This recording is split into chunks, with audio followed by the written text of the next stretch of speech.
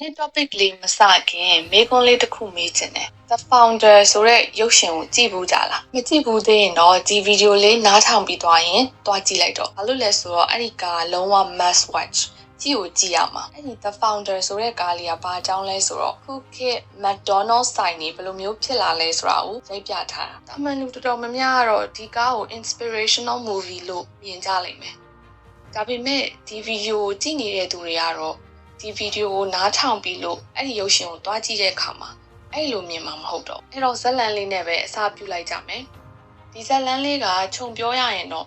McDonald ကိုစတင်ခဲ့တဲ့ညီကို2ယောက်ရှိတယ်အဲ့ဒီညီကို2ယောက်ကနောက်ဆုံးကြတော့ McDonald ကိုအလူခံလိုက်ရတယ်။ဘာကြောင့်အလူခံရတာလဲဘယ်လိုမျိုးအလူခံလိုက်ရတာလဲလူသွားတဲ့သူကရောဘယ်လို strategy တွေသုံးသွားရလဲဒါကတော့ spoil မလုပ်ချင်တဲ့အတွက်ရုပ်ရှင်လေးကိုတွားကြည့်လိုက်ကြပါတော့။အရင်ဆုံးအဲ့ဒီ movie ထဲမှာပါတဲ့ character လေးတွေကိုတစ်ချက်လောက်ခွဲခြမ်းကြည့်ကြမယ်။ပထမဦးဆုံး character ကတော့ McDonald ကိုစတင်ခဲ့တဲ့ညီကို2ယောက်။သူတို့နာမည်က Mac and Dick တဲ့။နောက်ကဟာလေးကအတန်ထွက်လို့မကောင်းတော့ D လို့ပဲထားပါတော့ Mac and D ပေါ့။သူတို့2ယောက်ရဲ့ဘဝစကြောင်းလေးကလည်းအရှိမ failure တွေနဲ့ကြုံပြီးတော့မှပထမဦးဆုံး California မှာဘာဂါဆိုင်လေးစဖွင့်တဲ့အချိန်မှာအောင်မြင်သွားတယ်ပေါ့။ဘာဖြစ်လို့အောင်မြင်သွားလဲဆိုတော့သူတို့မှာ system တစ်ခုရှိတယ်။အဲ့ system နဲ့အလုပ်လုပ်တဲ့အတွက်ဘာဂါကစက္ကန့်30အတွင်းမှာရတယ်။အဲ့လိုအမြန်ရတဲ့စနစ်ကြောင့်မို့လို့လူတွေကသူတို့ဆိုင်ကိုအားပေးလာကြတာ။အဲ့စနစ်လေးကိုညီကို2ယောက်ကနာမည်ပေးထားတယ် Speedy System နဲ့သူတို့ဒီဆိုင်လေးစပြီးမဖွင့်ခင်တော့ဆိုရင် tennis queen ကြီးထဲမှာ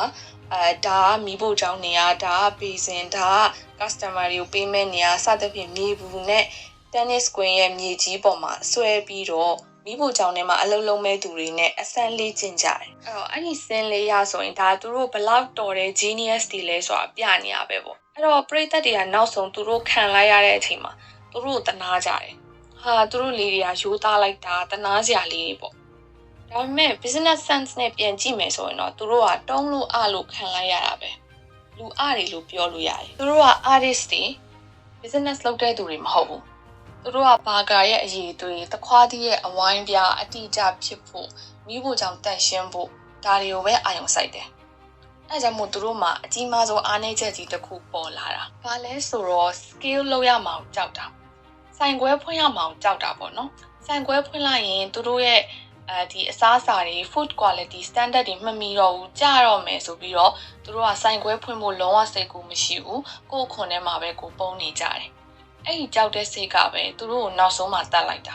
ဒါဆိုရင်သူတို့စီက McDonald ကိုလူယူသွားတဲ့ character ရှိတယ်သူ့နာမည်ကို Ray လို့အတူကောက်ခေါ်ကြမယ် Ray အကြောင်းကိုဆက်သွားကြမယ် Ray ကလည်းဆက်စပိုင်းချင်းတုန်းကတော်တော်လေးကို loser ဖြစ်နေတာသူလုံးသမျှဘာရာမှမအောင်မြင် business တွေတစ်ခုပြီးတစ်ခုလုပ်သူ့မိမကလည်းစိတ်တွေပြက်သူ့တက်ကလည်း52နှစ်ရှိနေပြီပြောရရင် तू ကအယောင်သမားတယောက်ဒါပေမဲ့သူရောင်းသမျှကဘာမှရောင်းမထွက်ဘူးပေါ့အဲ့လိုရှုံးသမားလုံးလုံးဖြစ်နေတဲ့ Racy ကိုဒီနေ့မှာကျိတ်ဆက် order 6ခုဝင်လာခဲ့တယ် Ray ကတော်တော်လေးအံ့ဩသွားတယ်တစ်သက်လုံးရောင်းမထွက်ခဲ့တဲ့ဟာ6ခုတက်လာတယ်ဆိုတော့ဟုတ်ပါမလားဆိုပြီးတော့ကိုယ့်ကိုယ်လည်းမယုံကြည်နိုင်ဘူးဒါနဲ့ order မှားထားတဲ့လိပ်စာကိုသူသွားခဲ့တယ်သူကသူ့ကားလေးနဲ့သူမောင်းပြီးတော့ဒီ order မှားတဲ့နေရာကိုသူသွားကြည့်ခဲ့တယ်အဲ့ဒါလေးကဘာဂါဆိုင်လေးတစ်ခုဟုတ်ပါတယ် McDonald ညီကို2ယောက်ကမှာခဲ့တာ Ray ကအဲ့ဒီ McDonald ညီကိုရဲ့ဆိုင်ကိုမြင်လိုက်ချင်းမှာပဲသူကဆိုင်သေးလေးတစ်ခုလို့မြင်လိုက်တာမဟုတ်ဘူး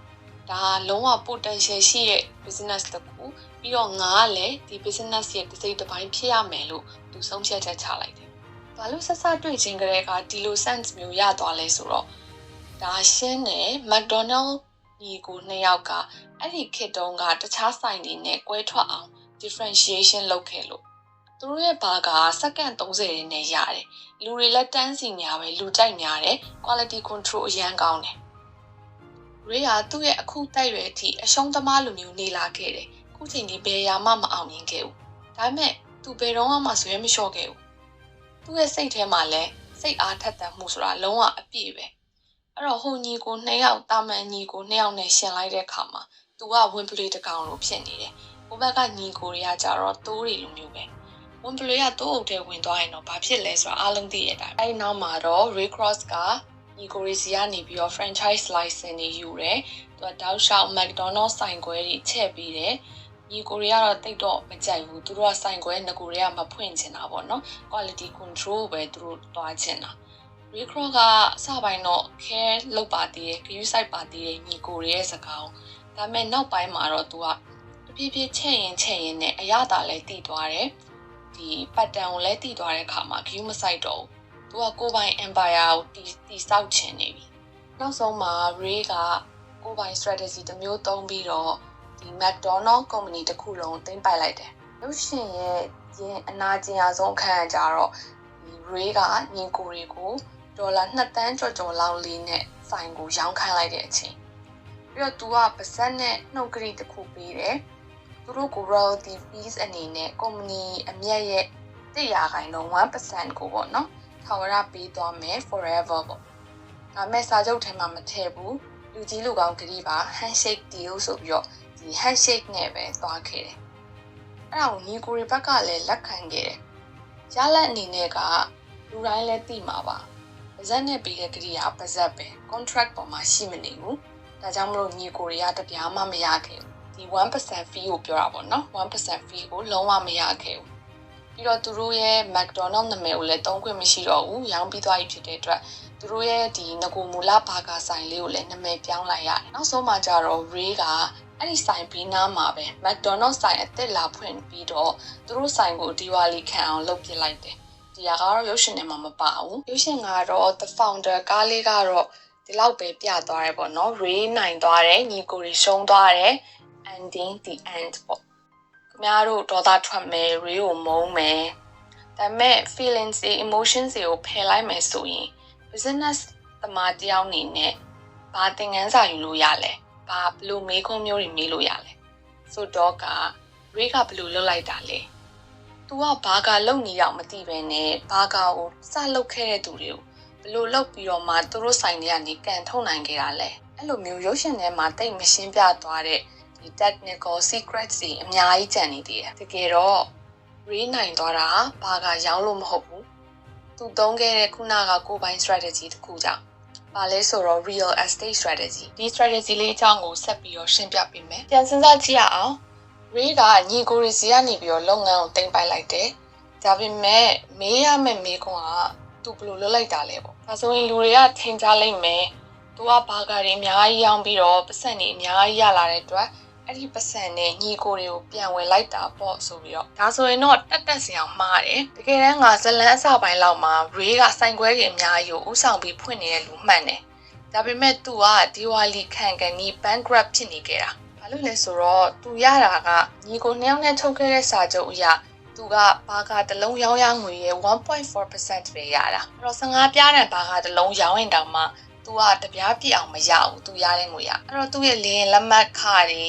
ဖုန်း bill တွေဝန်ထမ်းလစာတွေတော့မကမိဘူးအဲ့ဒီအချိန်မှာ तू ကဘာထက်လုပ်ထားသေးလဲဆိုတော့သူ့ရဲ့ကိုယ်ပိုင်အိမ်ကိုပါဘန်ကိုထပ်ပြီးတော့ပေါင်ထားသေးတာအဲ့တော့သူ့မိမအဲ့ဒါကိုတိသွားတဲ့ခါကျတော့စိတ်မကျေနပ်ဘူးပေါ့ तू ကလည်းလုံးဝ loss ဖြစ်နေပြီလမ်းပြောင်းနေပြီအဲ့ဒီအချိန်မှာကန်ကျမအလှည့်ပြောင်းတစ်ခုဖြစ်လာတယ် Ray က Harry ဆိုတဲ့ဘန်သမားတယောက်နဲ့တွေ့တယ်အဲ့တော့ Harry က Ray ရဲ့စာရင်းတွေကိုကြည့်ပြီးတော့သူကအကြံပေးလိုက်တယ် suggestion တစ်ခုပေးလိုက်တယ်အဲ့ဒီပေးလိုက်တဲ့အရာကလည်း Ray ရဲ့စီးပွားရေးသမိုင်းကိုပြောင်းလဲပြလိုက်တဲ့စကားပဲ Ray ခင်ဗျားနားလည်မှုလွဲနေပြီ You're not doing burger business you are in the real estate business အဲ့ဒီပြောလိုက်တာကြတော့ခင်ဗျား burger business လုပ်နေတာမဟုတ်ဘူးခင်ဗျား internet business တွေကိုရောက်နေတာတဲ့ Ray ကခဏခဏလောက်ကြောင်သွားတာပေါ့ဘာဆိုင်လို့လဲငါဘာကရောင်းနေရလေ Harry ကရှင်းပြတယ် Ray ခင်ဗျားကဆိုင်ကန်းဖွင့်မဲ့မြေနေရ location တွေကိုလိုက်ရှာပေးတာမဟုတ်ဘူးလားဒါပေမဲ့အဲ့ဒီမြေကိုခင်ဗျားပိုင်လို့လားမပိုင်ဘူးလေဆိုင်ဖွင့်မဲ့သူ franchisee ကမြေရှင်နဲ့တိုက်ရိုက်စာချုပ်ချုပ်ပြီးတော့ငှားတာအဲ့တော့ခင်ဗျားကြားထဲကနေပွဲစားတတာပဲဘာမှအမြတ်မရှိဘူးဆိုတော့အစီအစဉ်ပြောင်းမယ်နံပါတ်1အဲ့ဒီမြေကွက်ကိုခင်ဗျားအရင်ဝယ်ဒါမှမဟုတ်လေခင်ဗျားနာမည်နဲ့အရင်ငှားနံပါတ်2ပြီးမှဆိုင်ဖွင့်ချင်တဲ့သူ franchisee ကိုအဲ့ဒီမြေကိုပြန်ငှားနံပါတ်3သူတို့စီကနေပြီးတော့လစဉ်ငှားရန်က rent ကိုကောက်ဒီနေရာမှာရုပ်ရှင်ကြောင်းလေးကိုခဏရပ်ပြီးတော့ကျမတို့ရဲ့မြန်မာနိုင်ငံရဲ့စီးပွားရေးနဲ့ရှင်းကြည့်လို့ရတယ်ဒါမှပို့ပြီးတော့ကွက်ကွက်ကွယ်ကွယ်မြင်တာမှာပေါ့နော်ရန်ကုန်မြို့ထဲမှာဒါမှမဟုတ်ရင်မန္တလေးမှာလမ်းမတိုင်းကဆိုင်ကန်းတစ်ခန်းကိုမျက်စိထဲကိုမြင်အောင်ကြည့်လိုက်ဆိုင်ကန်းငှားပြီးတော့အထည်ဆိုင်ဖွင့်တဲ့သူနဲ့အဲ့ဒီဆိုင်ခန်းပိုင်ရှင်နဲ့ ဘသူကပို့ပြီးတော့စိတ်ချမ်းသာရမယ်လို့ထင်လဲထဲဆိုင်သမားကဘာတွေလုပ်ရမလဲစဉ်းစားကြည့်လိုက်ရအောင်သူကမီးပြတ်ရင်မီးစက်တီမောင်းရတာမျိုးရှိမယ်ဝန်ထမ်းတွေကိုပစ္စည်းတွေကိုခိုးမှာစရင်းတွေလိမ်မှာဒီအပြင်ကလူတွေလာခိုးမှာကြောက်ရတယ်အထင်မရောရတဲ့ညတွေဆိုရင်လည်း stress တွေပြီးပြီးတော့ညဘက်အိတ်မပျော်ဘူးအရန်လဲပင်ပန်းတယ်အရှင်ဘက်ကကြတော့အထေဆိုင်ကရောင်းရသည်ဖြစ်စီမရောင်းရသည်ဖြစ်စီသူကဂယူမဆိုင်ဘူးဂယူမဆိုင်လို့လည်းရတယ်ဘာလို့လဲဆိုတော့သူနဲ့မှမဆိုင်တာလောက်ကုန်ရင်သူကအင်လာကလေးလာကောက်ရုံပဲသူ့မှာ risk လို့ခေါ်တဲ့ anti ရဲ့ဘာမှစွန့်စားမှုမရှိဘူးအဲ့တော့ဆွမ်းနာHarry က Ray ကိုပြောနေတာအဲ့ဒီအရာပဲ။ရင်တော့ Ray ကစိုင်ရှင်ဘဝမှာနေခဲ့တယ်။ဘာကရောင်းမှပတ်စံရတယ်။ဘာကမကောင်းရင်ပတ်စံမရဘူး။ Harry နဲ့တွေ့ပြီးတဲ့အချိန်မှာကျတော့ तू ကအိမ်ရှင်ဘဝကိုကူပြောင်းလိုက်တယ်။ तू ကနောက်ပိုင်းမှာ Franchise Realty Corporation ဆိုပြီးတော့ကုမ္ပဏီအသစ်တစ်ခုကိုထောင်လိုက်သေးတယ်။ပြီးတော့ American နိုင်ငံအနှံ့ကအချက်ချကြတဲ့မြေကွက်တွေကိုလိုက်ဝယ်တယ်။ဆိုင်ဖွင့်ချင်တဲ့သူလာရင် तू ကပြောလိုက်တယ်။ဆိုင်ဖွင့်ချင်ငါသတ်မှတ်ထားတဲ့မြေမှာပဲဖွင့်ရမယ်။ပြီးတော့ငါစီမှာအိမ်လာကပေးရမယ်ဆိုပြီးပြောလိုက်တယ်ဒီ strategy လေးတစ်ခုပြောင်းလိုက်တာနဲ့ဘာဖြစ်သွားတယ်လဲဒီလားအရင်တော့ငါဘာကအလုံးရောင်းရရင် Ray က 1.4% ပြားကနန်းအောင်မပြည့်ဘူးရတယ်ခုကျတော့ तू ကစိုင်းတစ်ဆိုင်ဖွင့်တိုင်းလစဉ်ငှားရမ်းကအပြည့်ရတယ်ဒါရင်မကသေးဘူးပုံမိုက်တဲ့အချက်ကကြတော့စာချုပ်ထဲမှာ Ray ကစီးမြင့်တစ်ခုထည့်ထားသေးတယ်အခြေခံငှားရမ်းက base rent ဒါမှမဟုတ်ရင်စိုင်းငွေရဲ့900ခိုင်နှုန်းကြိုက်ရအောင်ယူမယ်များတဲ့ဟာကိုယူမယ်တဲ့ဆိုလိုတာကဆိုင်ရရောင်းမကောင်းပဲထားပါတော့ဒါဆိုရင် Ray က base rent ကိုယူလိုက်မှာအခြေခံငှားရမ်းကောက်ရသွားမယ်မရှုံးဘူးသူ့ဘက်ကနေဆိုင်ရရောင်းအားအရန်ကောင်းနေတယ်ဆိုလို့ရှိရင်ကြတော့ Ray ဘက်ကနေဒီဆိုင်ဝင်ငွေရဲ့900ခိုင်နှုန်းကိုယူလိုက်မယ်ဒါဆိုရင်သူပုံမြတ်မယ်ပေါ့နော်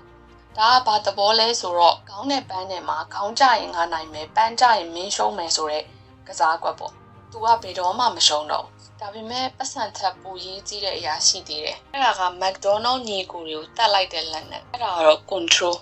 ထိန်းချုပ်မှုအရင်တော့ညီကိုတွေက Ray Kroc ကိုအချိန်မီစာချုပ်ဖြတ်သိမ်းပြီးတော့မောင်းထုတ်လို့ရတယ်။ဘာလို့လဲဆိုတော့ McDonald ဆိုတဲ့နာမည်ကိုသူတို့ကပိုင်တာ။ဒါပေမဲ့အခု Ray Kroc ကစိုင်းဆောက်ထားတဲ့ညီကိုပိုင်သွားပြီ။ဒီချက်တစ်ခုတည်းက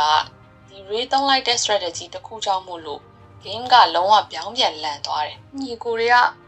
ကမင်းငါတို့ပြောလို့မလုပ်ရင်စာချုပ်ဖြတ်မယ်လို့လာချင်းချောက်တယ်ဆိုရင် Ray ကပြန်ပြောလို့ရသွားပြ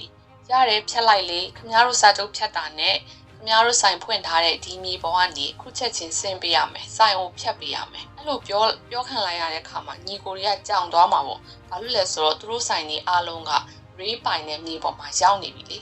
မြေရှင်ကိုဆိုင်ရှင်ကဘယ်လိုလုပ်ပြီးအာခံရတော့မှာလဲမြင်ပြီလား Ray ကဘာကဂျော်နီကိုပြောင်းလိုက်တာမဟုတ်ဘူး business model ကိုပြောင်းလိုက်တ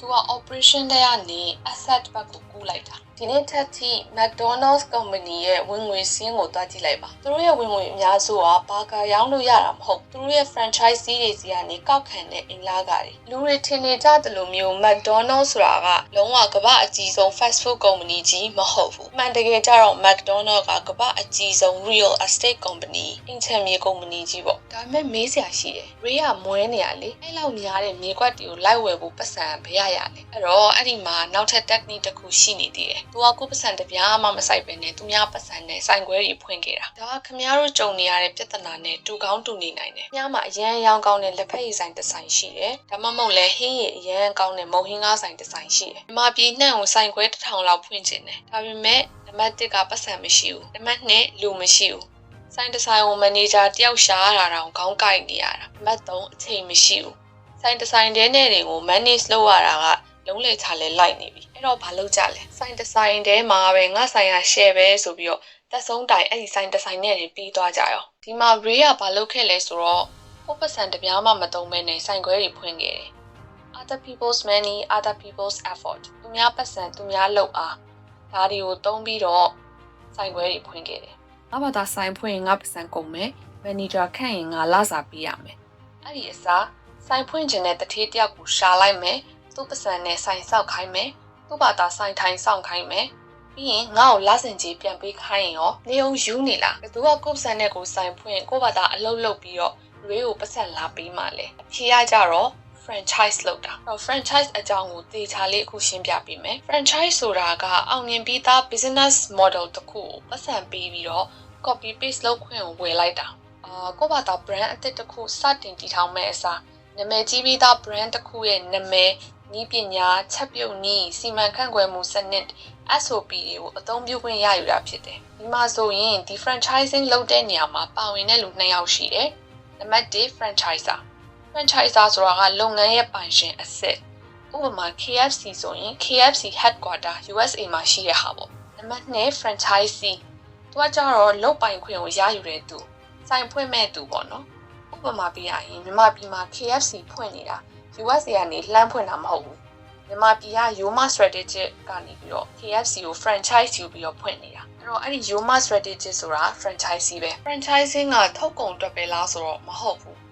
လူတော်များများ franchising လို့ပြောလိုက်ရင်ဘာဂါတွေ bubble tea တွေဒါတွေကိုပဲမြင်ကြတယ်တကယ်တမ်းကျတော့ franchising မှာအဓိကအားဖြင့်2မျိုးထပ်ရှိတယ်နံပါတ်1က product franchising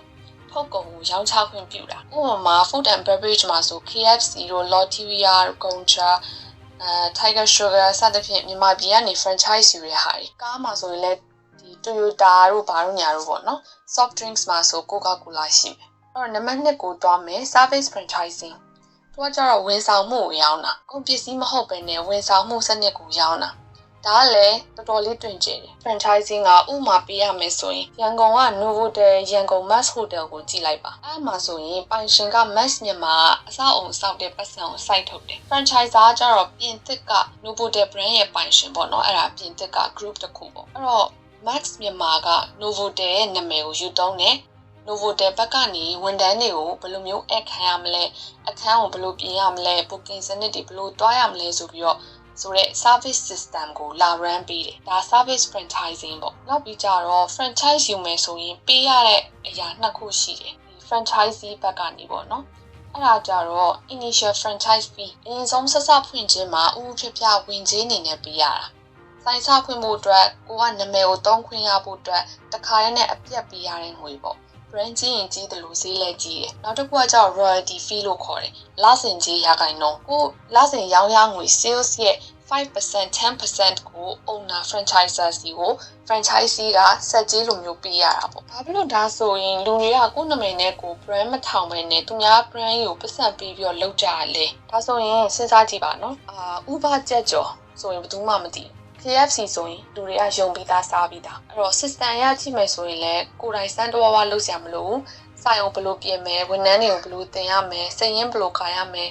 ဒါမျိုးတွေကိုအကုန်လုံးဒီ original owner ဘက်ကနေပြီးတော့တင်ပေးပြီးသားပေါ့ risk အရလဲကိုယ့်ဘက်ကိုလောက်တာထက်ရှုံးနိုင်ခြင်းနေတယ်လူတွေထင်နေကြတယ်လို့မျိုး franchise ဆိုရင်နာမည်ကြီးမုတ်ကိုယူအောင်တာတခုတည်းမဟုတ်ဘူး franchise ဆိုတာက a business in a box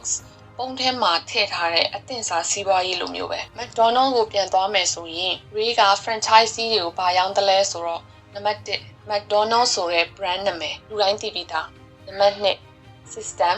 ဘာကတလုံးကိုစက္ကန့်30နဲ့ဘယ်လိုကြော်ရမလဲဆိုတဲ့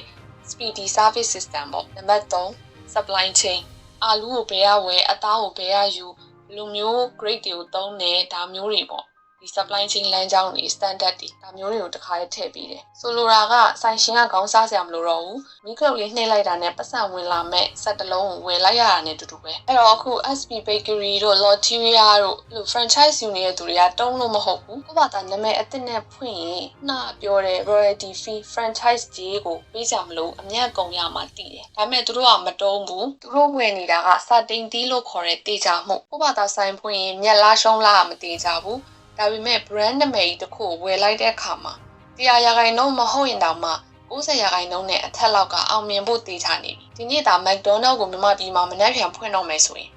မနှက်ပြန်မနှက်ကြရင်လူတွေအပြည့်တန်းစီနေမှာတေချာရပေါ့အဲ့ဒီတေချာမှုအတွက်ပဲသူတို့က Ray ကိုပတ်စံပေးနေကြတာ Ray ဘက်ကကြည့်ရင်တော့ तू ကသူ့လုပ်ငန်းကိုပွားနေတာပေါ့ဆိုင်ခွဲတွေဖွင့်နေတာပေါ့သူမပင်ပန်းရပဲနဲ့ဆိုင်တွေအများကြီးပေါ်လာတယ်ဒီစနစ်ကို McDonald တခုတည်းသုံးတာမဟုတ်ဘူးအဝင်းချင်မှာကြည့်လို့ရတယ် 7-Eleven ဆိုရင်ကမ္ဘာပေါ်မှာဆိုင်ခွဲအများဆုံးက 7-Eleven သူတို့က convenience ကိုရောင်းတယ်နေရာတိုင်းမှာရှိတယ်ဂျင်တွေလည်းအဲ့လိုမျိုးပဲရက်ခွက်ထဲကဂျင်ကိုတွားရင်ထင်မကြည့်ဘူးဒါပေမဲ့ထူအောင်ဖွင့်တဲ့ဂျင်ဆိုရင်ကြတော့အထာကြရလို့ခံစားရတယ်အဲ့လိုမျိုးပဲပေါ့နော် Ray ကအဲ့ဒီနီလန်ကိုရွေးခဲ့လို့လဲကမ္ဘာချမ်းသာဆုံးစီရင်ဝင်ခဲ့တာဒါပေမဲ့ဒီလောက်အောင်မြင်တဲ့ဒီလောက်စနစ်ကြတဲ့McDonald's ကဘာဖြစ်လို့ကမ္ဘာနိုင်ငံတိုင်းမှာရှိနေပြီးတော့မတို့မြန်မာနိုင်ငံမှာကြတော့အခုထိမရှိသေးရလဲ KFC ရှိတယ် Lotteria ရှိတယ် Burger King တောင်မှရောက်ဘူးတယ်ကမ္ဘာနံပါတ်1 McDonald's ကဘာလို့မြန်မာပြည်ကိုကြော်သွားရလဲနိုင်ငံရေးကြောင့်လား စီးပွားရေးကြောင့်ဒါမှမဟုတ်ရင်ကျမတို့မသိတဲ့တခြားအကြောင်းရင်းတွေရှိနေမလားဒါနဲ့ပတ်သက်ပြီးတော့သိချင်လို့ research လုပ်တဲ့အချိန်မှာလည်းသိချပြီးတော့ခိုင်မာတဲ့ source မျိုးမတွေ့ခဲ့ရဘူးဟုတ်နိုးရောင်နိုး facts လေးတော့တွေ့ခဲ့ရတယ်အဲ့နဲ့ပတ်သက်ပြီးလည်းဒီမှာနည်းနည်းတော့ထည့်ပြောသွားခြင်းတယ်ပထမဆုံးအကြောင်းရင်းကကြတော့သူတို့ရဲ့အာလူချောင်းကြော် French fries ကြောင့်ပါတဲ့ McDonald's ရဲ့အသက်ကဘာကမဟုတ်ဘူးသူတို့ရဲ့နာမည်ကြီးဆုံး product က fries ဖြစ်တယ် McDonald's ကသူတို့ရဲ့ဒီအာလူချောင်းကြော်အရသာကိုကမ္ဘာရဲ့ဘယ်နေရာမှာပဲစ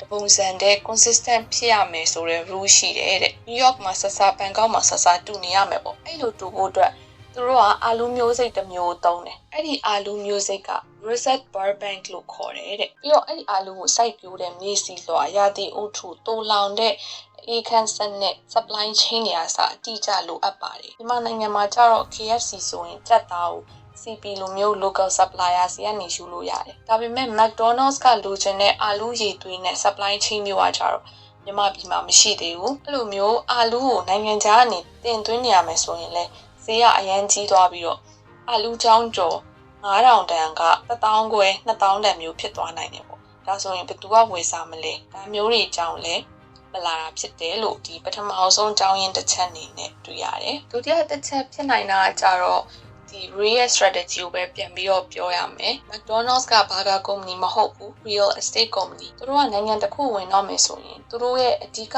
ဝင်ငွေပေးတဲ့ model ကစိုင်ဖွင့်မဲ့ franchisee စီကနေပြီးတော့နှစ်ရှည်လာများအင်လာကကောက်ခံဖို့ဒါပေမဲ့မြန်မာနိုင်ငံရဲ့အင်ချန်မြေစည်းခွက်နဲ့ဆိုရင်မြေပိုင်ဆိုင်မှုဥပဒေတွေကရှုပ်ထွေးတယ်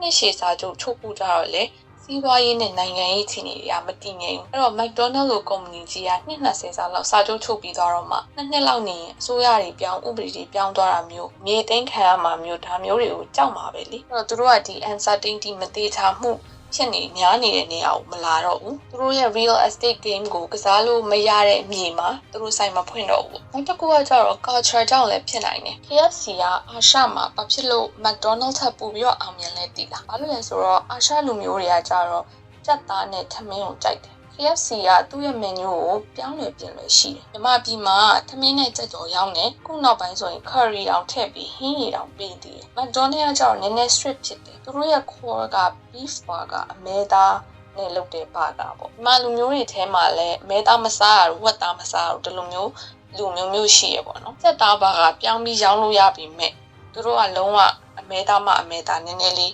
strict ဖြစ်တဲ့ပါတယ်။နောက်တစ်ခုကတော့ဒါကတော့အားလုံးသိတဲ့အတိုင်းပ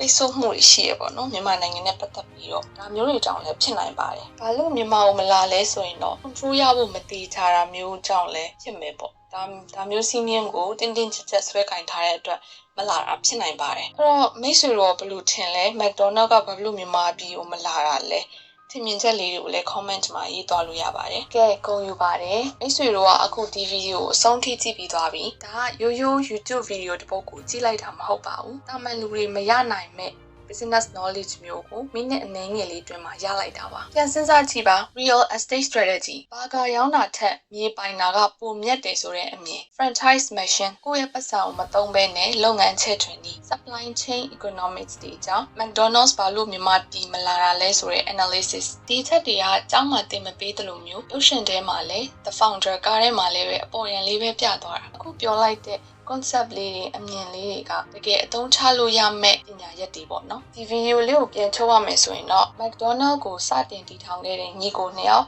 ်ကျသွားခဲ့တဲ့ထောင်ချောက်အဲ့ထောင်ချောက်ကကြတော့စိုင်ခွဲဖွင့်ရမှာကိုကြောက်တဲ့စိတ် product track ကုန်ပစ္စည်းထောင်ချောက်ပေါ့ McDonald's ညီကိုတွေကသူတို့ရဲ့ဘာကာကိုအရင်ချစ်ကြတယ်သူတို့ရဲ့ဘာကာကိုကမ္ဘာအကောင်းဆုံးဖြစ်အောင်လုပ်ဖို့ပဲစိတ်ဝင်စားတယ်အဲ့ဒီ product ပေါ်မှာဆွဲလန်းနေတဲ့စိတ်ကသူတို့ကိုထောင်ချောက်မိစေခဲ့တယ်သူတို့က in the business လုပ်ငန်းထဲမှာအလုပ်လုပ်နေတဲ့အချိန်မှာRay က on the business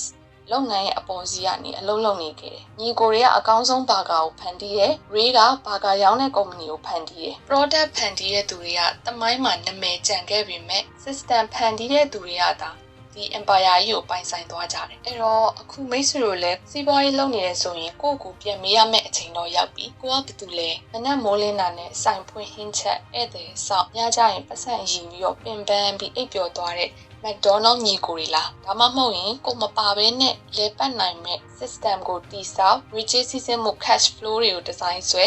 အနာဂတ်မှာ empire တစ်ခုပိုင်ဆိုင်မဲ့ Ray လား Ray Kroc လိုမျိုးရုံးမာဖို့တော့မလိုဘူးဒါပေမဲ့ Ray Kroc လို mindset မျိုးရှိဖို့တော့လိုတယ် artist ဖြစ်ချင်ရင်အမှုပညာရှင်မျိုးဖြစ်ချင်ဆက်လုပ်ပါဒါပေမဲ့ entrepreneur ဖြစ်ချင်ရင်တော့ကိုယ့်ရဲ့ဘာကာကိုမချစ်ပါနဲ့ကိုယ့်ရဲ့ business model ကိုပဲချစ်ပါဒီ video လေးကမိတ်ဆွေတို့ရဲ့စီးပွားရေးအမြင်ကိုတစ်ခုခုပြောင်းလဲပေးနိုင်ခဲ့ရဆိုရင်ကျမကိုကူညီရဲ့အနေနဲ့ like လေးတစ်ချက်နှိပ်ခဲ့ပေးပါပြီးတော့မိတ်ဆွေတို့တငယ်ချင်းတွေထဲမှာ McDonald ညီကိုတွေလိုမျိုး product ထဲမှာပဲညစ်မောနေတဲ့သူတွေရှိရင်ဒီ video လေးကို share ပေးလိုက်ပါသူတို့ကိုအိမ်မက်ကနေနှိုးပေးလိုက်ပါနောက်ထပ်လာမယ့် video တွေမှာလည်းဘလို့အရာတွေကိုအခွန်နှွာပြီးတော့တင်ဆက်ပေးသွားမလဲဆိုတာကိုစောင့်ကြည့်ပေးကြပါ subscribe မလုပ်ရသေးရင်လည်းအခုပဲနှိပ်ထားလိုက်ပါ bye bye